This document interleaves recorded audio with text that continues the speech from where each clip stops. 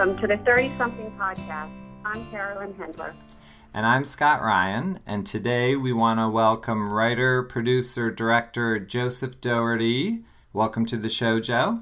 Thank you so much for asking me. This is very exciting. We're going to start off with a really hard-hitting question. Is it true that Janie grew up, had a kid, and that kid ended up being A? No, that is not true. Ah. I'm sorry. I thought for sure I think that would mean A would be much older than A should be. Actually, no, maybe the ages do right. I don't think. I'm pretty sure that there's a pretty good Chinese wall between the shows, except in attitude. So, is it hard to go from writing Miles Drentel to writing Arya and Hannah? No, I've been applying pretty much the same rules to everybody. Pretty Little Liars, people think it's a teen show. I actually think it's a Howard Hawks movie about bombardiers. So I usually write that way, and there's a lot of Howard Hawks writing in 30-something. So in my mind, there's a tremendous consistency through everything I do, which means I either lack originality or I'm very consistent. Very interesting. Well, you are the reason that I started to watch Pretty Little Liars, because I saw you on The Writer's Room, the show with the guy from Community. Oh, yeah. And I watched that show because I love it, and then I'm like, that's the guy from 30-something. And you said to yourself, what happened to him? Yeah. How did he end up there, for crying out loud? And he's famous now. He's on this huge show, so... Pretty Little Liars, or PLL as we abbreviate it, because there's no time to actually say whole sentences anymore. It's a very interesting bookend when you consider, the thing I'm doing now. But I still feel very connected. There are a lot of strange similarities between the two shows, and one of the most important ones is basically you're looking at two shows with executive producers who are not trying to homogenize the episodes. Both on 30-something and Pretty Little Liars. This sounds like some kind of mock court thing where you have to compare two shows that have absolutely nothing whatsoever in common and find their common ground. But by gosh, I think there's a bunch of it. You could feel different writers writing different episodes on both shows, which is something that, that to me makes for a more interesting series than a completely homogenized point of view. And I think it's more. I think the fans have more fun that way. Yeah, you could tell the difference between my scripts and Anne's scripts and Richard's scripts. And on this show, you can tell the difference between my scripts and Oliver's scripts and Marlene's. Well, let's get right to your first script. Yeah. For 30-something competition. Yeah, that is correct. It is the first one. Oh, yes. What would you like to know about it? Well, right about what we're talking about. Up until competition, Michael's really shown as the hero of the show. He's stable, he's loving. We generally only see his good side. And then along comes competition. And for the first time, we see a negative portrayal of Michael. I think Hope has the best line about Michael having to win the comparative popularity meter.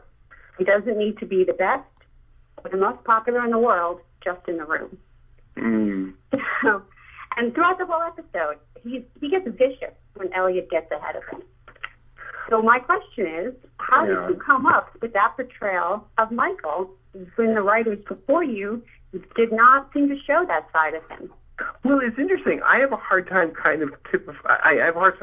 thinking him as being bad in that episode. I think he's just being human.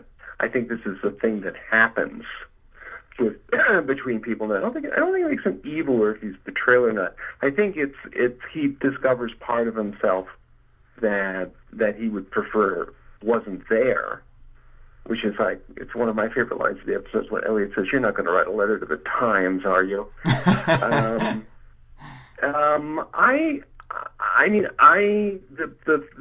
The fastback story was I was a playwright in New York, and I was out in Los Angeles doing something else, and my sterling representation had gotten a copy of my play to Ted and Marshall, who were at the time putting together the staff of the show, and wanted to put together an unconventional staff, a staff that wasn't really polished television.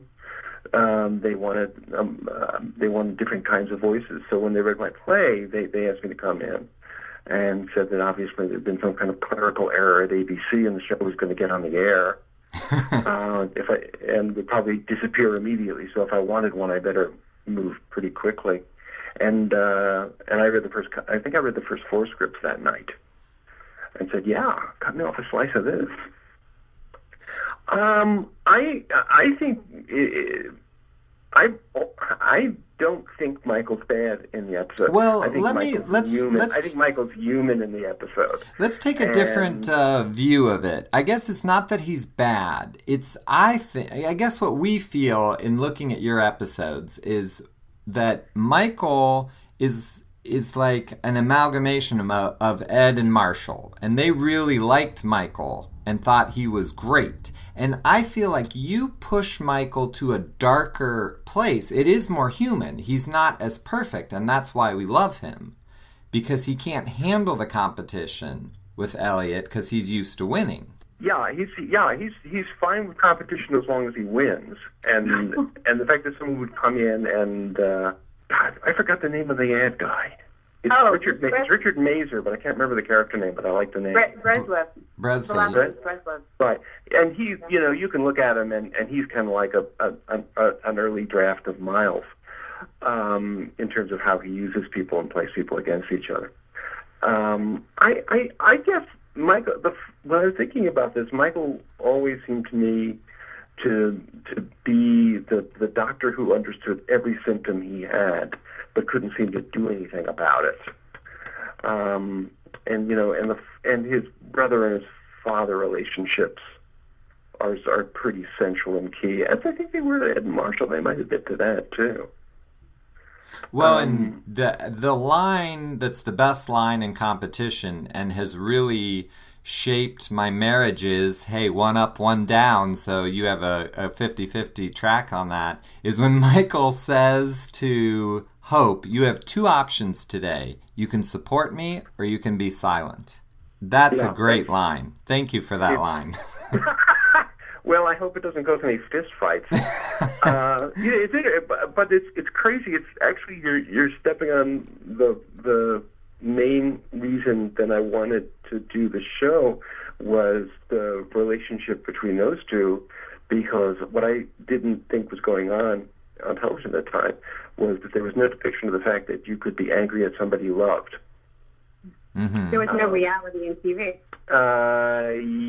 It was for good or ill, and I don't think this has changed. People have a hard time accepting their own reality unless they see a version of it on television,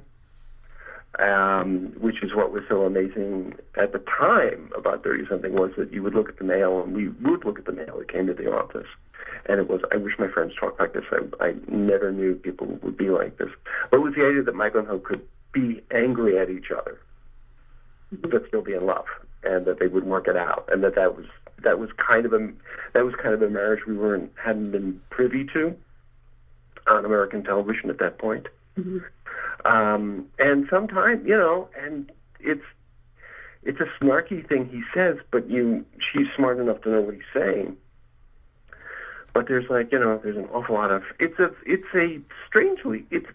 arguably the most aggressively male episode of the first season. Mm-hmm. And I think that's kind of what Ed and Marshall liked about it, and that's why they asked me to come back, was that I was kind of ready to play these 2 guys against each other, just to see what rotten things I could do to them.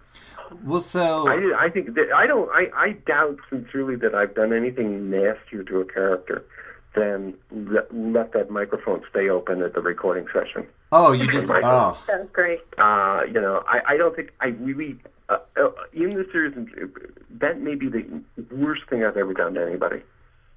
Oh, I mean, yeah, you just want to crawl under a brick. I mean, You do not want to watch that scene. You feel so bad for Michael. But now let's talk about the flip side of that. You wrote a 2-part episode, Michael's Campaign and Pulling Away, where you basically invert it and you have Michael succeed and Elliot not get to go with him. Did you think about competition when you wanted to do a mirror version of that? I don't know if it was so much a mirror so much as looking at the fact it gets touched on a little bit. I think the first time you really see the dynamic between them that plays out in that is Michael writes a story where Michael's problem is he's still trying to get his father to approve, and he keeps picking the wrong dad. Where what's happening to Elliot is that he's going from being completely irresponsible to figuring out how to be a mensch. And one of those things, what's happening is Elliot is figuring out how to be self-authorized, and Michael hasn't figured out how to do that. He's on his way to do it by the end of the series, but at that point, he can't. Yeah, I guess the wisdom is on the other foot. Is that Elliot is starting to realize you're not seeing what you're doing here. And as much as he may feel excluded, I think the dance there is Michael doesn't know what he's doing. Michael, I don't think, figures it out until very late in the game, like year 4, if at all. He almost boots the whole thing by the time the series ends. Yeah, I don't know if Michael ever figures it out.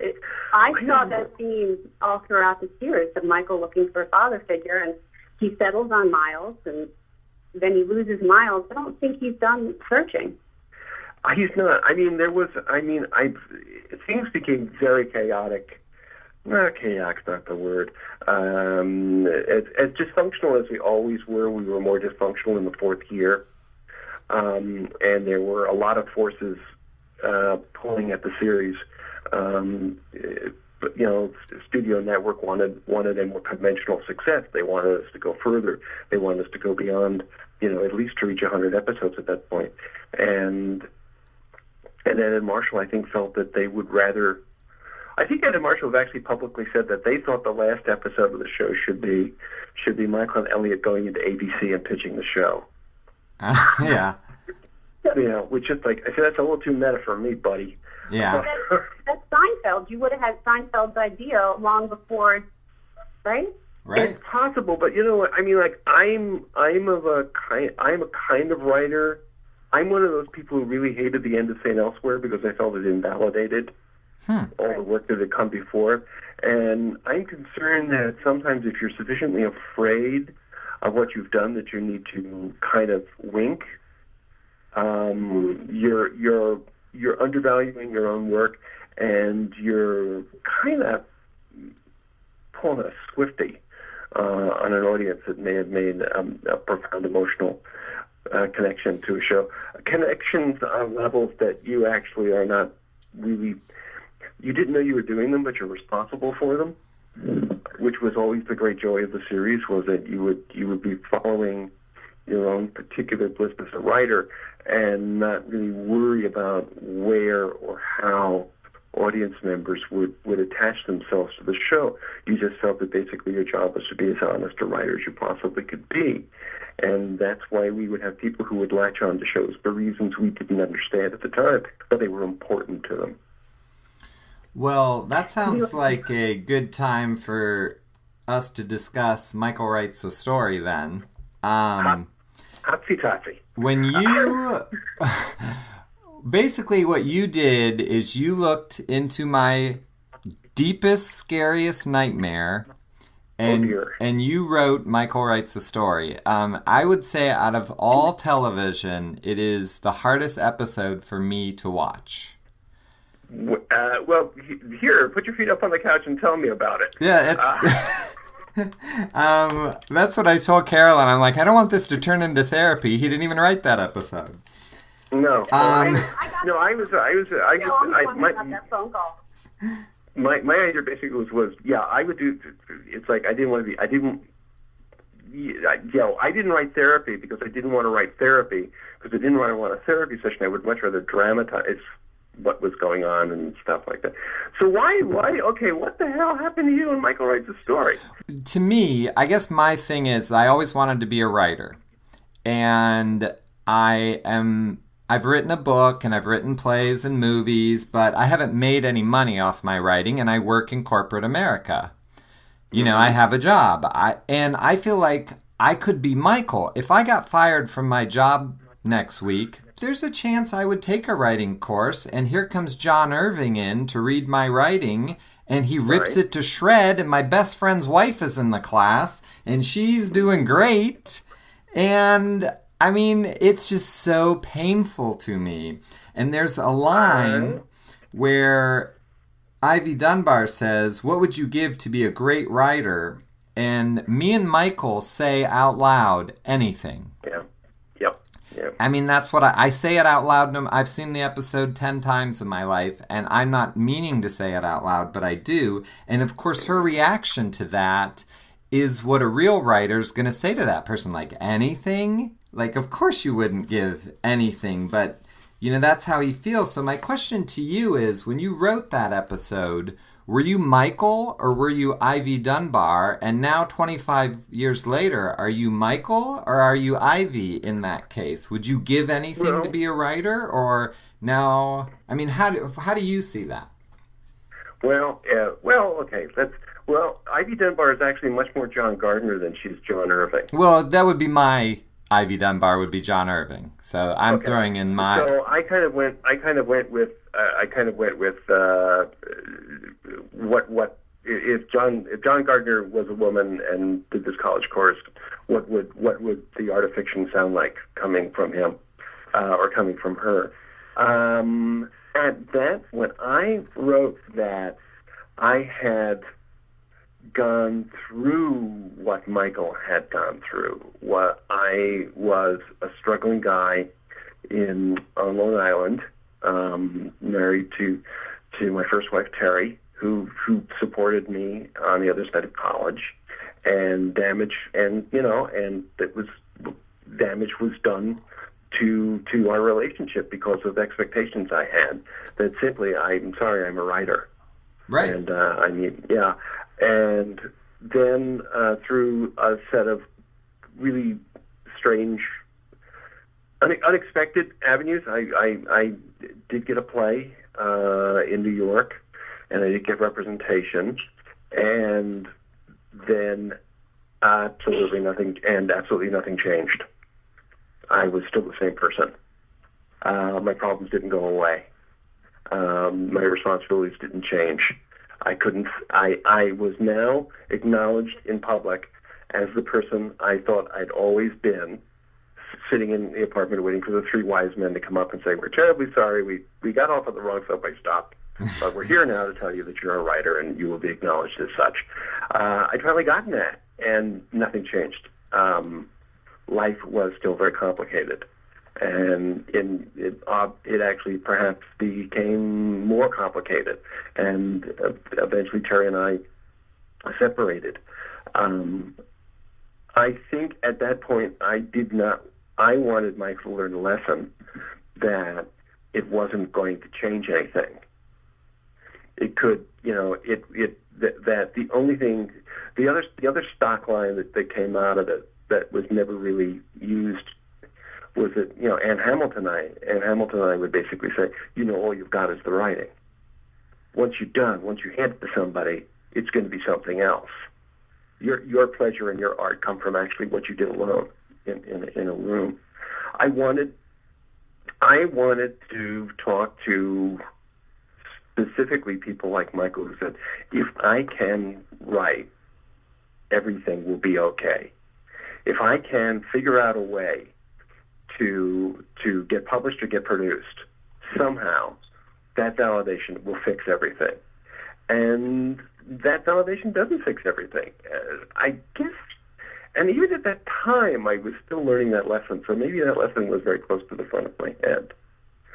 I mean, I know it was Marshall insisted it was a little bit more, wanted something that was more about the writing process, and I kept trying to say the writing process isn't interesting to dramatize. It's more interesting to take a look at, at why you do things. And I actually at this point would like to publicly apologize to Michael Steadman. He's not that bad a writer. Well, that was going to be my question that I really wanted to know. Is he a good writer? He is probably, wherever he is right now, he is probably a much better writer than he was there, because he's not trying to, he has figured out what the writing is supposed to do. It is not supposed to get you praised. It is not supposed to make you the smartest kid in the class. It's not supposed to make you the most popular. If he's literally, I mean, you've got to figure that Ivy Dunbar's had this life, and one of the one of my great indulgences is that there's an Ivy Dunbar book floating around in Pretty Little Liars. She wrote a book called On the Art of Fiction, and Arya and her teacher, whom lover, Ezra, have been trading this book back and forth a couple of times. It's actually appeared on screen. It shows up sometimes. That's fantastic. And I love it because it's a joke. Absolute joke nobody gets. I would have. What season is that in? My joke. We get it. I don't know. I think I have to see if you can actually see it. She does. The name is mentioned. She does say, "I've got that Ivy Dunbar book if you want to get it back." And Props made it up for me because they were concerned is this a real book? I said, well, of course it's a real book. It just doesn't exist. Yeah. I think he's certainly. We know he's a better writer than he is in the class. He's just trying to be the whiz kid. Well, and all those voices in the first, when again, I think one of my favorite things is Gary saying, he's probably right. Look at it. I'm reading a newspaper with nothing written in it. Yeah. It's like, and he's just, there they are. They're all the judgmental voices. It's interesting. I wonder how the episode would have been. I'm trying to remember. I think it's all pre-Anne Lamott for me. It probably would be a different episode if it had been after I'd read Anne Lamott's book, after I'd read Bird by Bird. But I think basically it's like you all. I wanted to get him to listen. It's just you just have to write, and that's all you've got. He wanted it to do something, and that's why Ivy Dunbar's got this. Yeah. That's very interesting. I'm very pleased. I'm very pleased with Ivy. She's saying, I guess I'm more Ivy than anybody else. Well, that's what I wondered. I've been confronted with too many people who have looked me in the eye and say, "How long should I try this before I know I'm no good at it?" And my response usually is, unfortunately, well, you should stop now. Right. It's very interesting. We had this when we talked with Richard, where the writer of the episode, which I guess I have to go with, has a different view of it. I have never viewed that Michael is just trying to get praise. And I suppose it's because that's not my intention. I don't think my life... Yeah. It's very interesting to hear from the writer. Michael's not trying to get praise. He's trying to use the writing to fix things that writing can't fix, I believe. Well, you wrote it. You're like, we're going to go with your answer. Right. I just wrote it. I'm just the guy who wrote it. But it really it's up there in my favorite episodes of all time. It's a pip. I remember I had to talk to him. It was the one that eventually went in the book of scripts. Yeah. And it's not the one that they originally wanted. They wanted a different one. I said, no, I think this is a book for writers. I think this is the script it should be. At least partially this is the book for writers. I think this book should be in there. It also has Ken Zunder, the cinematographer. It also has his favorite line that I ever wrote in the description. And Ken just quotes it to me every time we get together. It's like Michael sitting on the floor at the base of a damn good-looking shaft of light. Let's move on to legacy, because that comes shortly after Michael writes his story. Yeah, it does.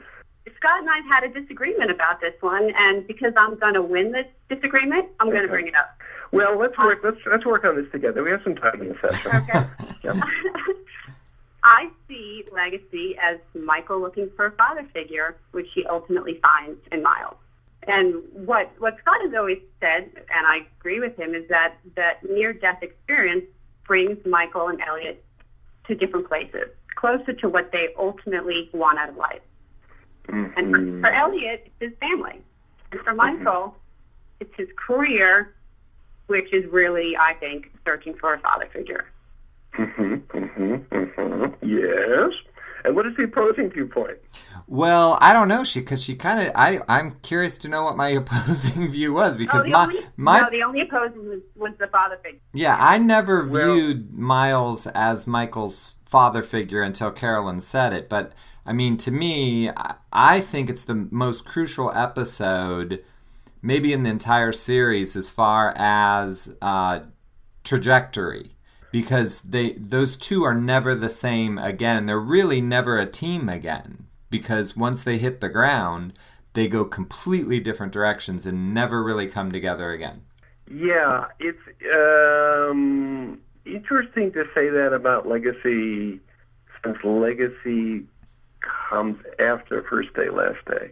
It's interesting. The first thing I pitched to Ed and Marshall, the second time I was in the office, was I'd really like to put these guys in the airplane and just pull the bottom out for it and then see what they do about it. And in the first season, that was not a place where the characters were ready to do that. So we waited and I repitched it, and they understood what it was. Yeah, I think, that's Elliot right there. All the pretense has been pulled away. He's got nothing. And what do you do about it?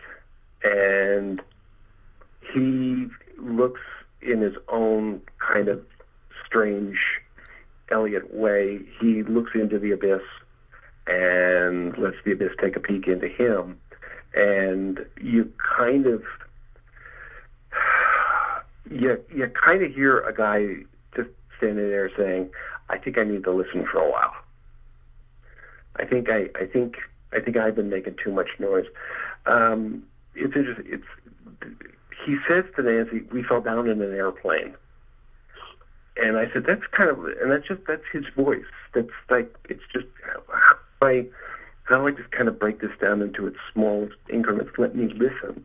And I think when he finds out this, he'd like to try and understand why he fucked up what he fucked up.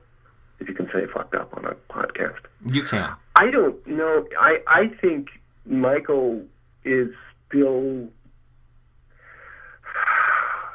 What's the difference between looking for a father and trying to be the father you thought you wanted? I think what you're looking at with Michael, particularly at this point, is someone whose models for fathers are not perfect, and here's something that might sound like an insight. Michael hasn't figured out how to be a son yet, so he's completely unprepared to be a father. Wow, that's good. I don't even know how to respond to that. That's a new one. I just made it up, and I don't know if it actually means anything. It sounds good. That's all that matters. Good. It sounded good. I mean, if that's then you get to kind of look at the whole series as people trying to figure out who they are, and sometimes making bad choices about it. But eventually, I mean, I think all of our guys ended up making good choices. Well, maybe Michael didn't. Michael is very close to booting everything, but his intentions are good. Well, that's a Patricia Kellenbar line. So there's not an evil bone in a man's body to look out for his good intentions. Yeah. But in that episode, Michael and Hope are driven apart as well. So as Scott pointed out, we see when they landed, Michael and Elliot went separate ways in many ways. And same with Hope, though. At the dinner party, Michael sits next to Miles, not his own wife. Yes. And Hope doesn't tell Michael about the job offer she had. And those are bad things. Those are bad things. Those are little cracks and things. It's interesting. I'm just thinking about something else. Is like Michael's going to be okay, and he's going to be okay because of something else that happens on an airplane. I don't know why I just put this together in my head. But so he has that terrible experience in Legacy, which he misunderstands and misunderstands. But he tells Hope a story in Samurai Ad Man about watching a baby fall off a seat in the airplane flying back from California. And he has an entirely different experience with it. And I've always, for some reason, I've always thought that, and he says, I'm a dad, I can do this. I think that's the place where he starts to get better. That's really late. That's late in the fourth year. No, at the end of that's the end of the third. Yeah, that's the end of the third. The last season. Yeah, that's a two-parter at the end of the third. So I think the way that I would disagree with you is that I don't think Michael cares about being a father. And I just happened to watch California just last night. And when he comes home from the business trip and the babysitter's there, he doesn't even say a word to Leo. But when he comes home in 2 hours after that and Hope's in the room, then he's like, Janie, Leo, because I don't think Michael cares about being a dad. He cares about the work. Okay, I'm going to say something which I've actually said in public before, and found out that there are other people who have said the same thing. I've never seen California. You've never seen? Okay. Well, I've never watched the episode. Why? That's a very interesting question, isn't it? Yeah, it's been 25 years. Spill it, buddy. Now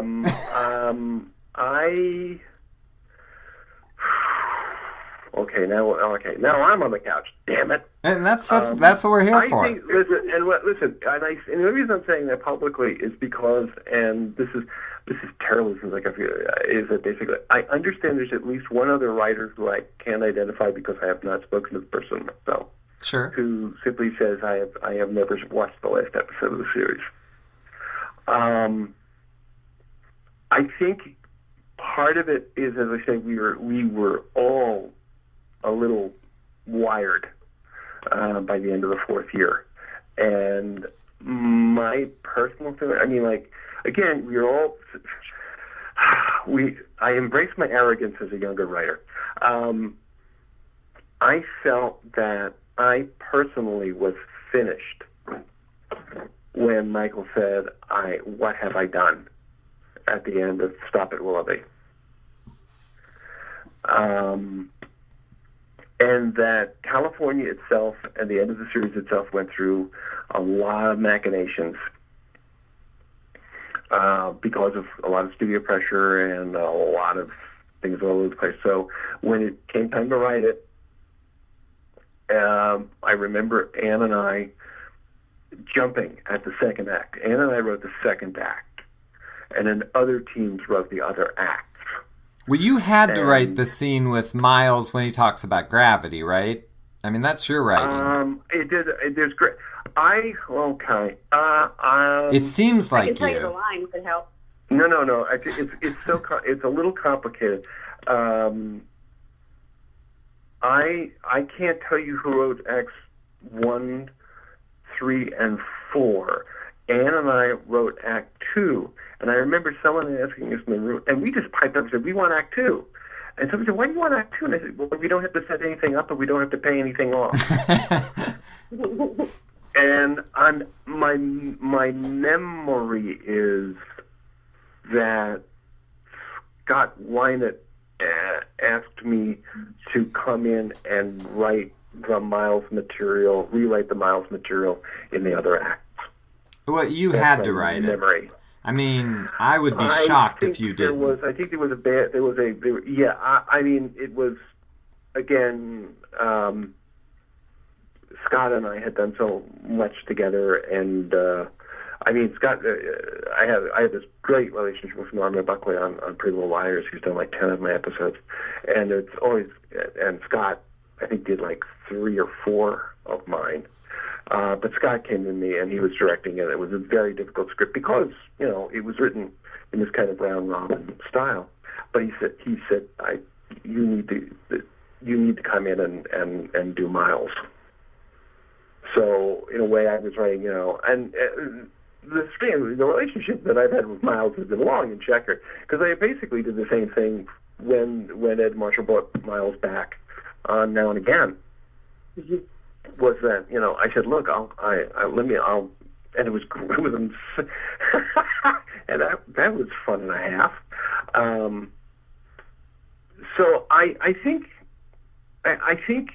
California is not I don't think California was supposed is the end we all wanted.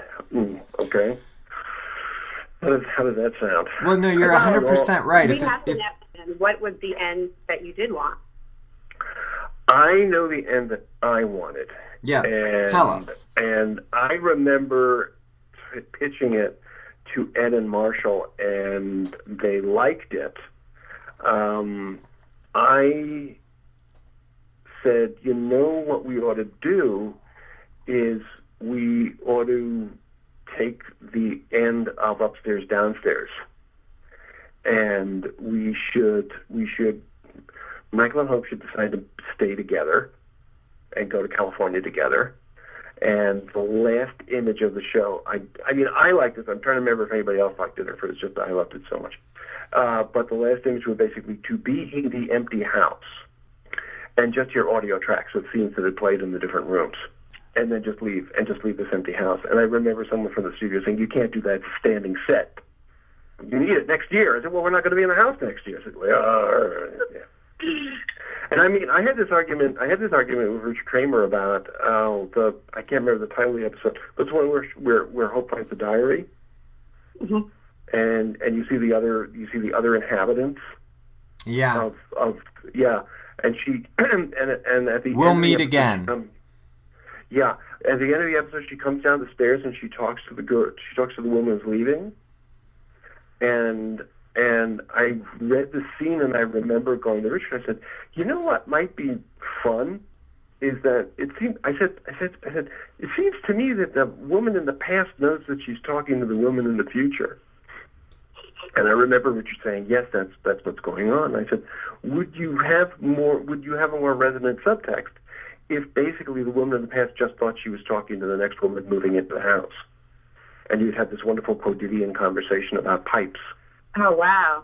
And it just, I mean, it's one of the places where it's like we were very different. Everyone on that staff was a very different writer. We had, and sometimes those different approaches to writing meshed, and sometimes they were in direct conflict. But it seems like to Richard, that wasn't the way to do it. If I'd written the episode, I would have written it so it was just here, take care of the pipes and bang this and let you take this up.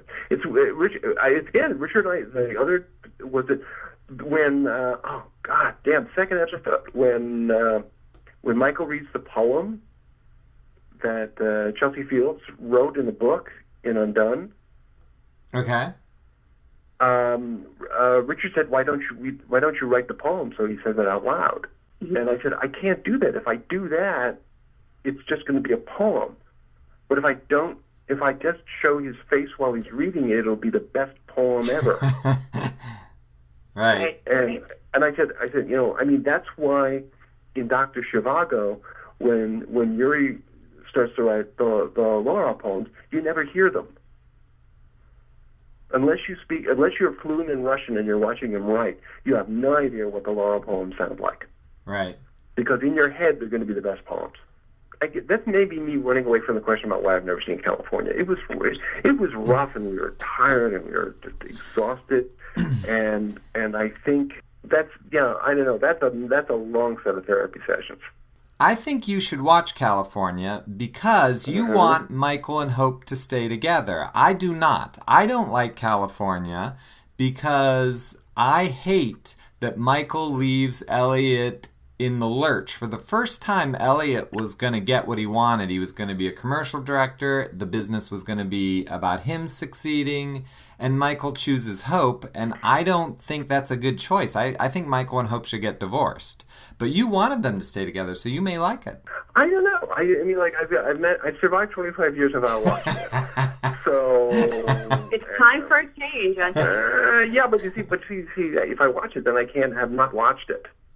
Ooh. I can't remove it from my mind.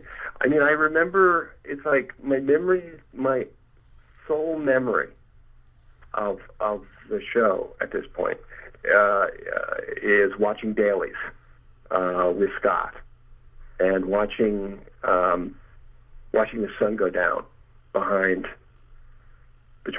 Tim and Ken, and how God, just through the grace of God, got to be there for sunset. And there's this one seagull that flies through the background between these two guys. And I'm saying, well, I could take that. Okay, fine. Let that be the last image I see of these two guys. So let's talk about Stop at Willoughby. Like I said, I was just rewatching the series and I got to the end. And when I watched it like a week ago, I had two thoughts about it. First, it's amazing how you predicted what the future of our country was going to be. I mean, it is so relevant today that you're not allowed to have an opinion. It's crazy you came up with that in 1991. It's like the entire Bush. It's just crazy.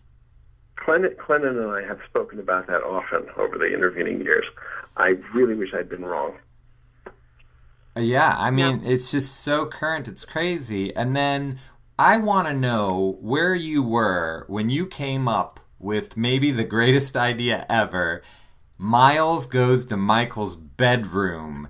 I mean, you had to get up from your desk and walk down the hall and say, hey, I just had a great idea. I don't know. I mean, the fact that the mountain comes to the house, it was always about the I will come. It's like, what would... I don't think it was a hard sell. I don't remember it being a hard sell. Oh, not a hard sell. It's a great idea. I mean, that's a 1 in a million idea. That's great. It was like, I would, yeah. The line that comes before it makes no sense. Which I was so flippin' tired at that point that I remember this in the script because I was shocked that nobody stopped it. I think I wrote, it's Melanie Mayron is in the room, and she and Hope come out of the kitchen, and she's got like a plate of like watermelon or something, and then she says something like "Where's the Gouda?" And I was so exhausted at that point, I had no idea what I was writing. I said, no one's ever going to let this through. But no, Pop's got a big plate of watermelon. I said, oh, Christ, I never meant for that to actually happen. It was the other thing. It was like, how much laundry can we fold in a single episode? I just knew it was just, you also notice he never takes his coat off. Right. That's Miles' thing. I am here, but I am not here. I am still outside, but I am in your house, and I am not going to take my coat off because that would be too much. But I have invaded the lower portion of your house. I've been in the lower portion of your house. I am upstairs now. I am in your flippin' bedroom, pal. I'm in the space where you have had sex with your wife, and I'm standing here asking you to come back to me. Don't be a fool. And then Michael then paraphrases Raymond Chandler to him, which is basically I have to do. It doesn't have to be particularly good. It just has to be mine. And I want to thank you for that speech because it has mattered to me throughout the years. I mean, that's something that I have lived life by. There's been times at work or in life where something isn't honest. And I think of Mike, and Ken Olin is so great in that scene. I mean, he's amazing. The way he puts his pants on, like Miles isn't even standing there. That's not, I mean, his acting is unbelievable. You're actually, that is the scene. You're in my bedroom. I don't care. I'm putting my pants on. I'm done. And I think Miles knows it. I think Miles knows it's not going to happen. So his exit line actually is not as strong as he would like it to be. You're a fool. I think it's you're a fool and you don't know what you've done.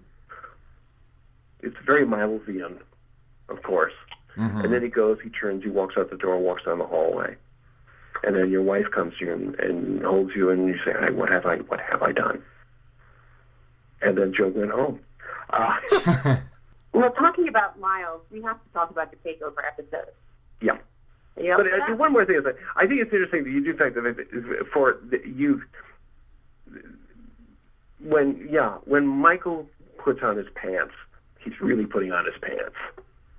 Right. I mean, the spell is broken. I have broken. Grown up. I have figured out what I can and cannot get from you, and I started to understand what you've done to me, and I started to understand how I have to stop this now. That's great. Miles has this, Miles has this interesting. People have excerpted Miles' speech about People magazine and everything as well. That was written, God, it was written the first Gulf War, right? And that's Miles just basically just takes Michael apart. That is the covenant. I'm sorry if you didn't understand that's what you were doing. But since you were doing it, I'm paraphrasing my own stuff now because I'm very pleased with the speech. And I'm astonished that they let us say it. I mean, I have no idea if there was any pushback or not, but it was like, Ed read it and said, well, that's it. I think something always says, this isn't biting the hand that feeds you. This is ripping it out of the socket. And I've actually seen, and during the second Gulf War, somebody put it up on YouTube. And I wish to God I was wrong. You were right. It's sad, but it is so current now. It's chilling.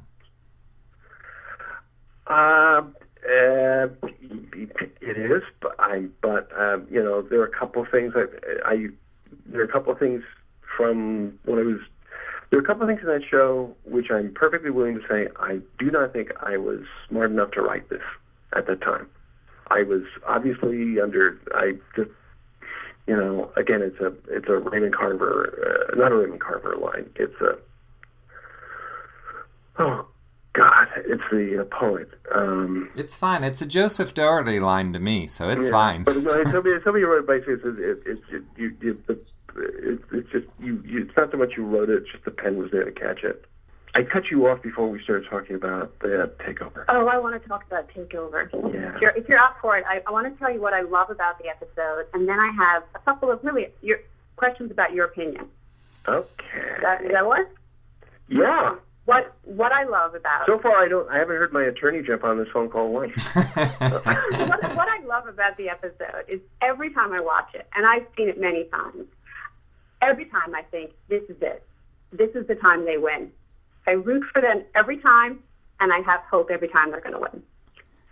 I love all the Watergate references, and every word that comes out of Miles' mouth is masterful.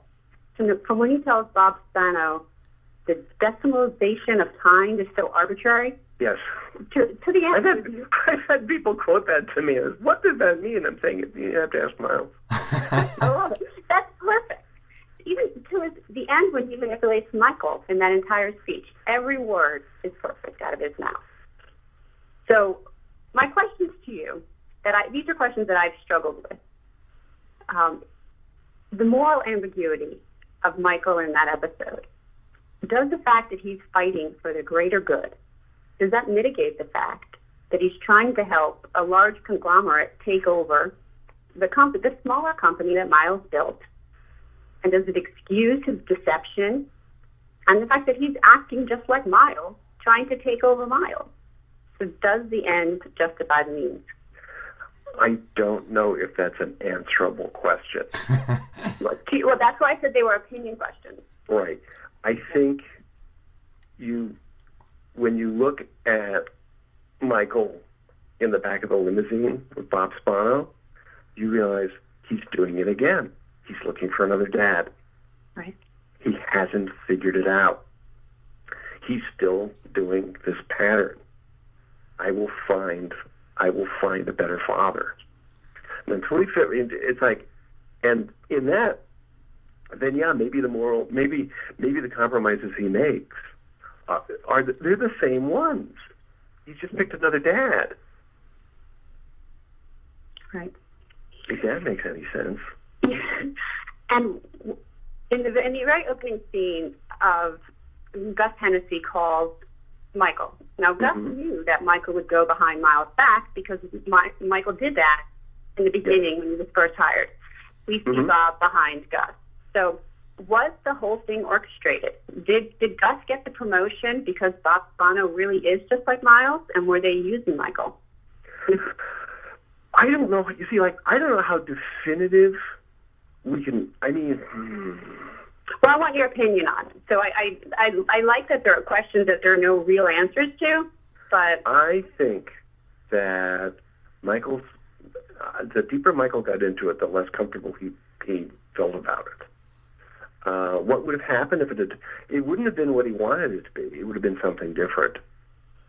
Maybe it would have been better. Perhaps it would have been better. But knowing Michael, even if it was better, he'd still have some nights about what he did to get it. right. You know,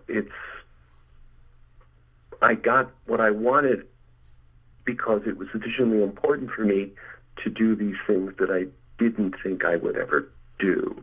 I've talked myself into this. It doesn't happen.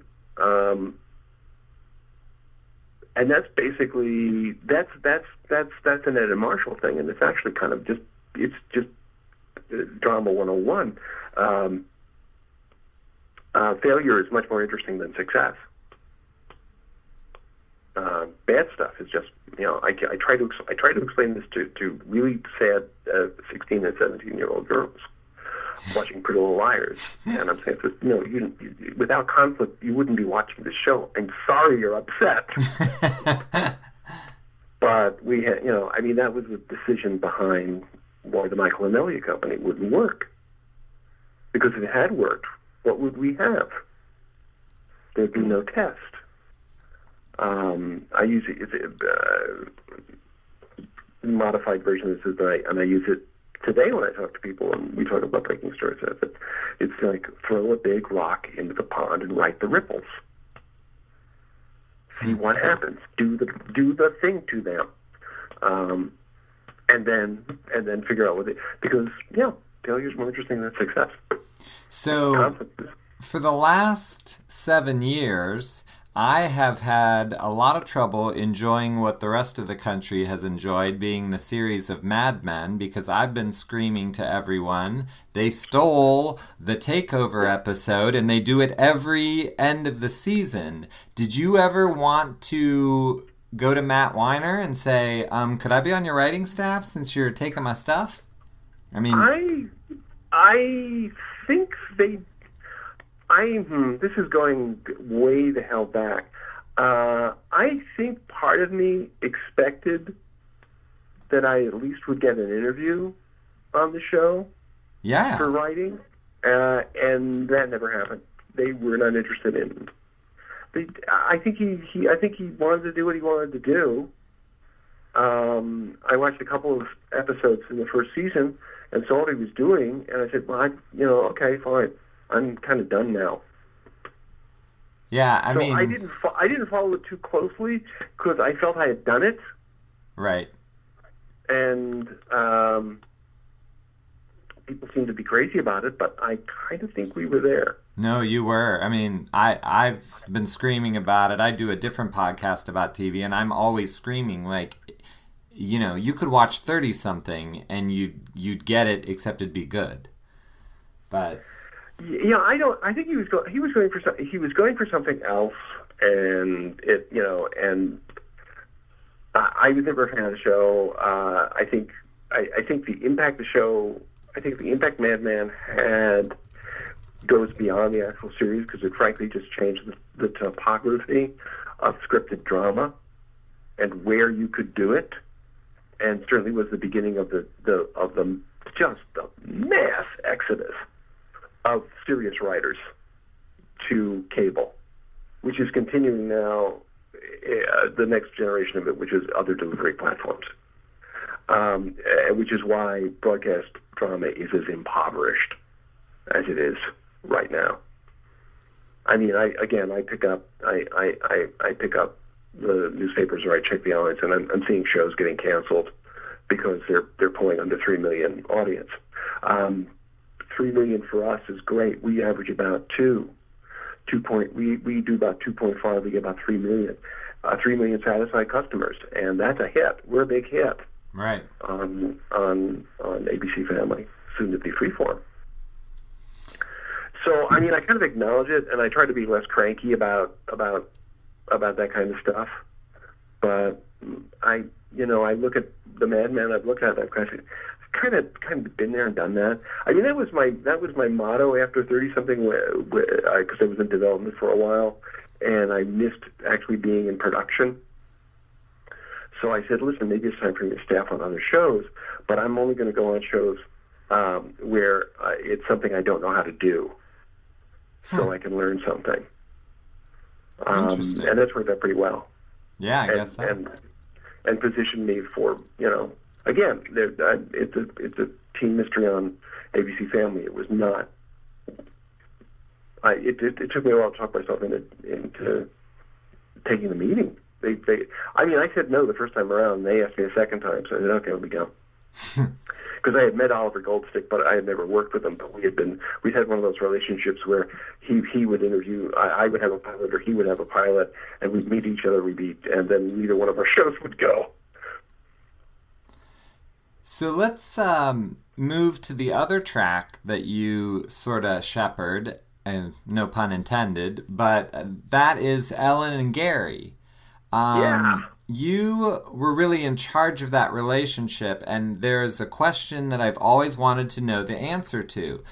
When was The Distance and Never Better created solely because you knew Gary was going to die and you wanted it to affect Ellen as well? Because I feel like it makes us lean in and care in a new side, and then you give us the 1-2 punch. I don't know if anybody was really responsible for any particular storyline. I became very possessive about Miles, so he's the person anybody else tried to write, I might give them a dirty look. I don't remember if the decision had been made about Gary when I wrote Never Better and. What's the other episode? You never. The Distance. They are kind of mad. The Distance. Distance. What was happening? A couple of things were happening, and this was like Ann and I would sit around and talk about this. Is that we felt that when we were going into the third and fourth year, that the show was arguably becoming too articulate, and that we both started to think about ways to find a simpler reality between characters. And we thought about friendship between men and women. How do you play that? How do you be there for someone? I think it was about how can we depict a friendship between a man and a woman, particularly two good-looking ones like these guys were. I remember, and it's things like, literally, Ann and I talking about how do we simplify the language on the show, which is why when it was determined that Gary was going to get married, and it was, Ellen had had this big wedding, this big elaborate wedding, and I said, well, what's the absolute opposite of that? And I kind of.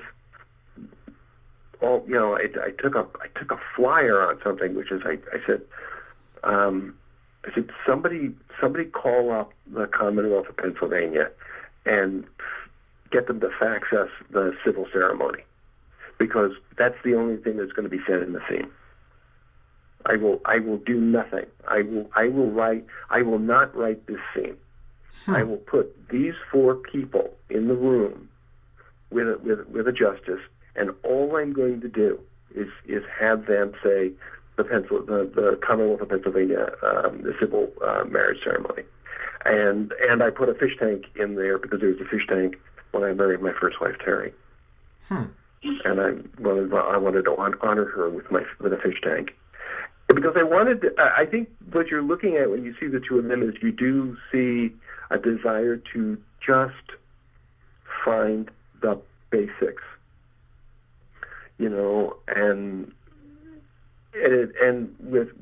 And Polly, I used to joke about how is that the way you wrote for Ellen was basically is you did not do compound sentences. You just wrote clauses, and that kind of stitched together.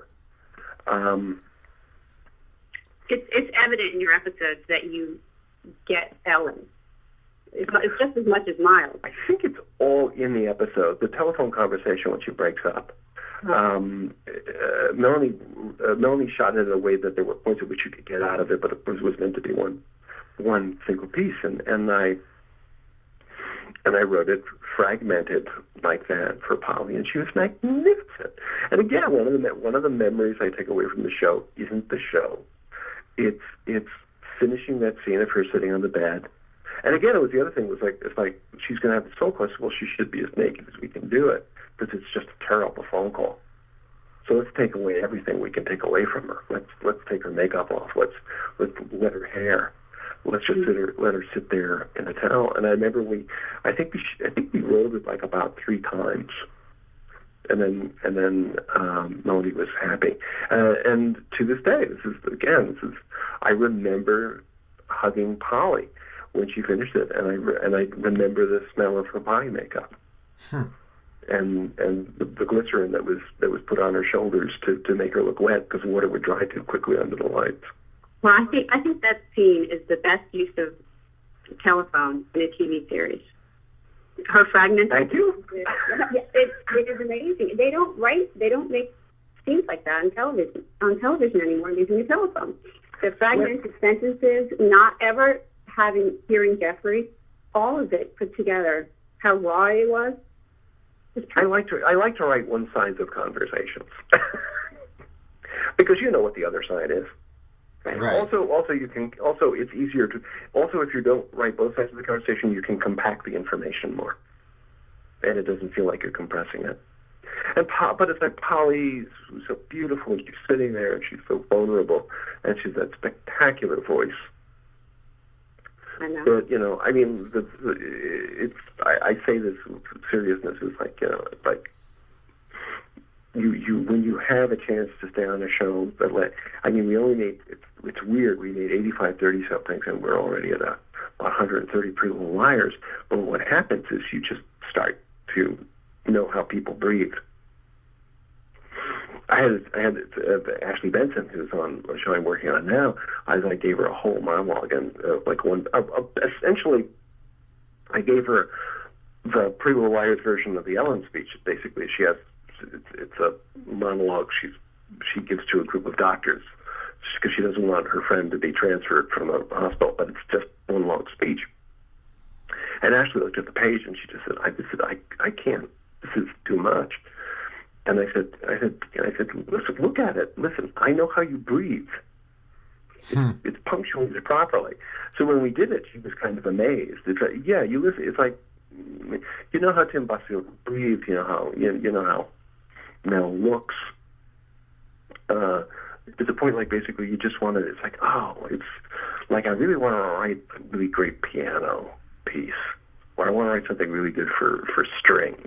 Who's the best voice for that? Let's go to Fighting the Cold, which you directed. And there's so much I want to know about the writing of that episode, but let's start with the directing. Your lighting in the scene where Nancy is hugging Elliot and then she remembers Gary carrying Ethan in is such a beautiful shot. I think, how did you handle all those flashbacks, and did you struggle with that as a director?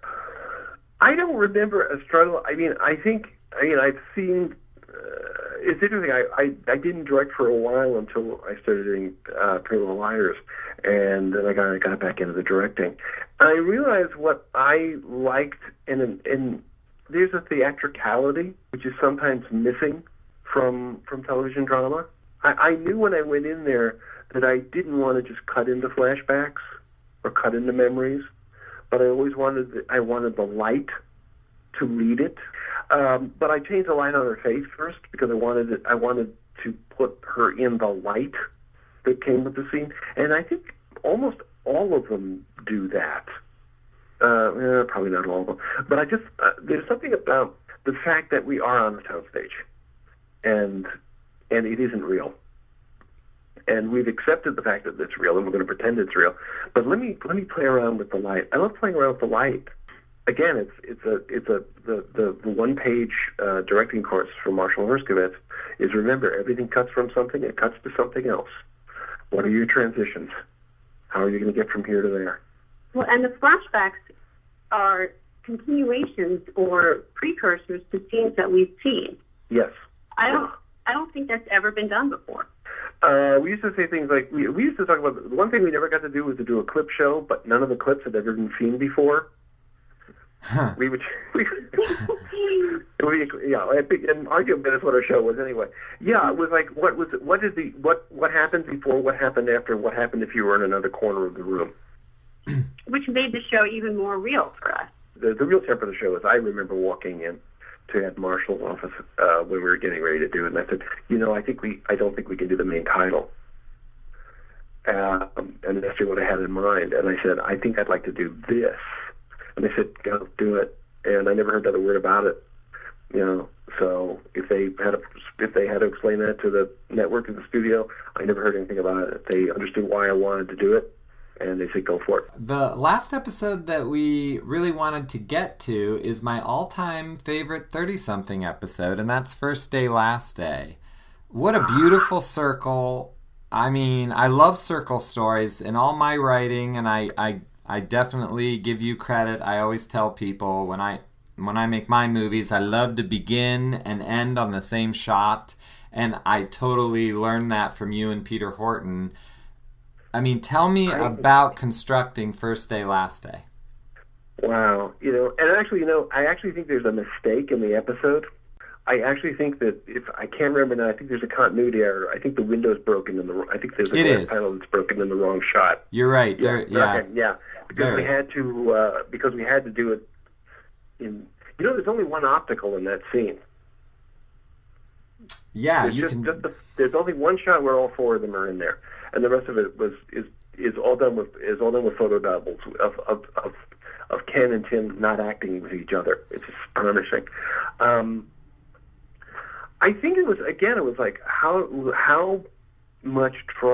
bad can we make it? Geez, I've forgotten the character name. Who owns the discount stores? It's Pressman. Great actor. Pressman, of course, yeah. What's that actor's name? I don't know. He's in every, I think of him being in the Wonder Years and just all kinds of stuff. He's in everything, and he's just and I used him a lot, and he's just just an insane pro. But guess what? Another father, another dad, another guy, another version of somebody who succeeded in a certain way that Elliot doesn't take serious enough. I think we wanted to. Again, it's a clip show for shows that we haven't seen the clips from. It was how did they come together? Let's talk about that. Let's have some fun with the origin stories. Let's talk about how people fell in love and how things fell apart. And again, it's interesting. It's like you're talking about Mad Men. I think there's, pound for pound, there's almost more advertising in that episode than there is in almost any of the others. Part of it, I guess, is we were writing the backstory for these characters. And to see where, particularly for Michael and Elliot, where it's interesting. I think Elliot brings more to the partnership than Michael does in a lot of ways. It may not be the healthiest stuff that he brings, but he does. He does get Michael to be a bit more of a mensch. But his Mr. Squeeze campaign is what got them hired. Yes, it is. The great Mr. Squeeze. I'm sure that destroyed Michael when he looks, he's a little suffering out there. And they hit that bell once, and you know what I heard? I'm sorry, I went back. I was rhapsodizing over my Miles Trentell dialogue, and how great David Clement is, and how you just take out all the punctuation. He's the negative Christopher Walken. You take out the commas. Oh, wow. And Ann and I would just basically say, how is David going to say this? Let's find out. With the level of commitment that David Clement had to Miles Trentell is just astonishing. And he never won an Emmy, which is mind-boggling. He won an Emmy, but not for Miles. Right. Which is a shame. which is also states the fact that basically if you're extremely good at what you do, nobody notices you're doing it. But no, it's interesting. We originally First Day Last Day was not First Day Last Day is actually kind of linear the way it exists right now.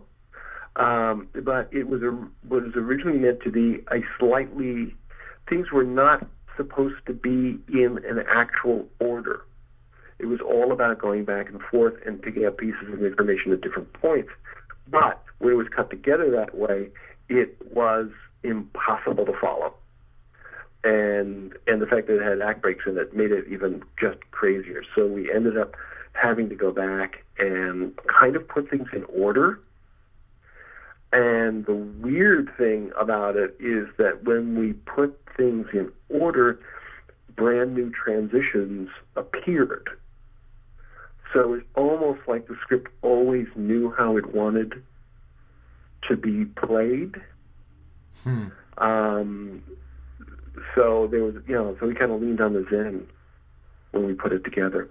Well, I wish it was an episode that more writers would look at, because so many people would have that be the pilot of 30-something, obviously not the business failing, but all the front stuff. And there's something wonderful about not telling me everything about a character in the pilot. I'll figure it out. I'll be okay. And it means so much more coming in season 2 than it ever could have in season 1. I know. I remember this too, and actually there was like some stuff, and actually there was some press about it too. It was like people were really knocked out that the two guys are fighting at the end, really fighting, because no one had, at that point, nobody had seen the two lead characters of a television show mix it up like that, and it was scary. It was like watching your parents fight. Oh yeah. Right. Well, you're certain. Again, this is ABC, and ABC would not let us say son of a bitch. We could say bastard, which just was crappy. Couldn't say son of a bitch. Shit. Or now you can probably say shit. But it was just that, and I just, it was always just let's let it loose. Let's make this scary. This is mom and dad fighting, and let's just, it's going to be, and it's ugly, and it's bad, and it's recrimination, and it's emasculating, and it's making cracks about people's wives, and then the last beat is you are my friend and you complete me, and I can't remember. I don't, it's the two of them forgetting. It's the two of them forgetting what the first day was, because they're scenes inside of scenes. That's what I like about Miles and Michael and Samurai Admin. It's just like that's like about 3 different scenes, kind of laid on top of each other, and then the teacup rattles. Well, that was another one of my questions. Is Miles really rattled? I think he's really rattled. I don't think I would have made the teacup noise. There's a teacup. There's a coffee cup. Okay. In 30-something. There's the coffee cup that turns. Oh yeah. Miles turns. Yeah. Miles turns the coffee cup, and Stan Tucci loses it. Right. And he blinks. And then there's the teacup in Samurai Admin, and that you can hear he's nervous. Right. That was a great addition, yeah. Well, you've been so kind to us to spend this time with us. We really appreciate it. Like I said, you've written some lines of dialogue that have truly shaped my life, so it's an honor to get to speak with you. I know that's a lot to put on you, and I'm sorry, but no, listen, I'm very glad. Basically, I don't think I've actually made a complete idiot of myself, which is actually how I like to get. And that, walking away without looking like an idiot is basically my life goal right now. Well, you did it. Oh gosh, but a lot of that is off my mind. I know you've been waiting for my validation all these years. I really have, and I didn't know where it was going to come from. Thank you. You too. It's great talking. Okay. Thanks for listening to 30-something podcast. Subscribe to us on iTunes and be sure to rate us. Also follow us on Twitter at 30podcast, and check out our Facebook page, 30-something podcast. If you're interested in podcasts about television, check out the Red Room Podcast. Did you love hearing us talk about Michael Writes a Story? Well, check out Scott Writes a Story in my novel, Scott Luck Stories, which are 20 comic stories from life and parenting and corporate America. Thanks for listening, and we'll be back with more interviews with the cast and crew of 30-something.